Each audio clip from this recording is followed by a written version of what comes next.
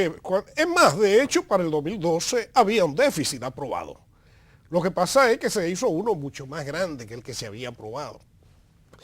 Pero en muchos casos se tiene déficit y es aprobado. Ahora, cuando es aprobado previamente, se dice Pero de ¿y por dónde qué va a se salir aprueba el un dinero. déficit, Isidoro?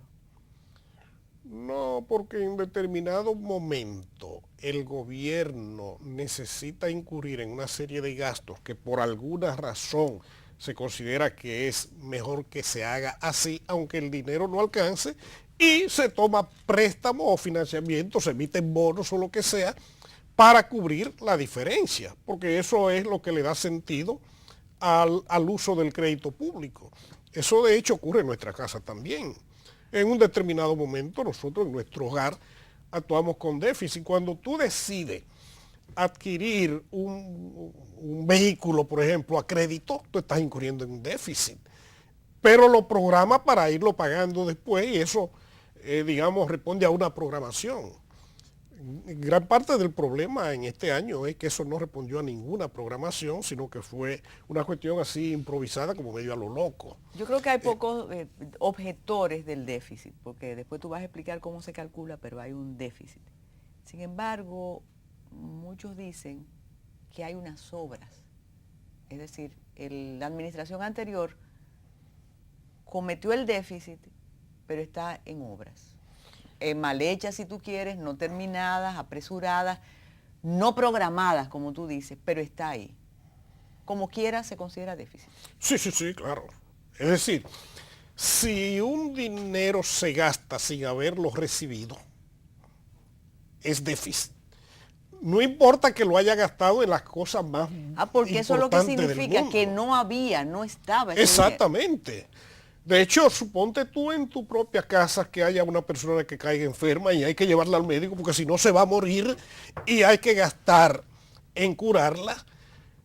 Y tú tienes que tomar dinero prestado o vender parte del patrimonio que tenía, tú estás incurriendo en un déficit.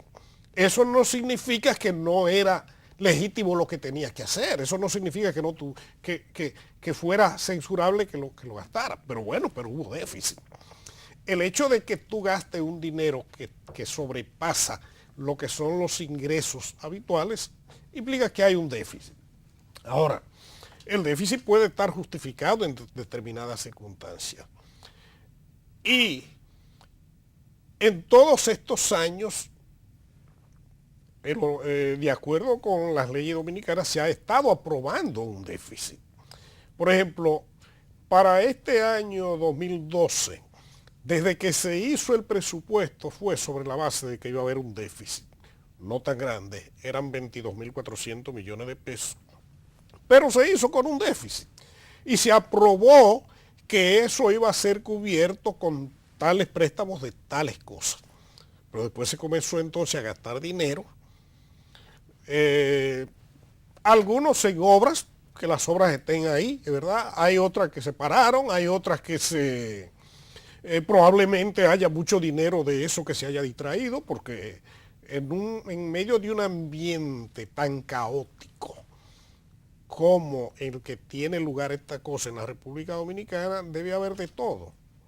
Y además yo tengo un criterio sobre lo que es la corrupción, que no necesariamente implica que tú te lleves el dinero efectivo y lo pongas en una cuenta o que tú lo tengas en una caja fuerte. Sencillamente hay mucho dinero que el hecho, la forma de gastarlo ya es corrupción. Es decir, si tú lo gastas pretendiendo sacarle beneficio personal, ya eso es corrupción, aunque no te lo lleve en el bolsillo. Y seguramente que aquí hubo muchísimo de eso. Tenemos que hacer una pausa, Isidoro. Durante los gobiernos de Balaguer se hablaba de dinero inorgánico. Cuando regresemos, sería bueno que tú nos explicaras si la emisión de dinero inorgánico implicaba un déficit o si en la medida que cambian los tiempos, cambian los términos. Y si un déficit lo puede hacer una sola persona o se supone que hay un equipo para que sea responsable de ese déficit. Regresamos de inmediato. Sí.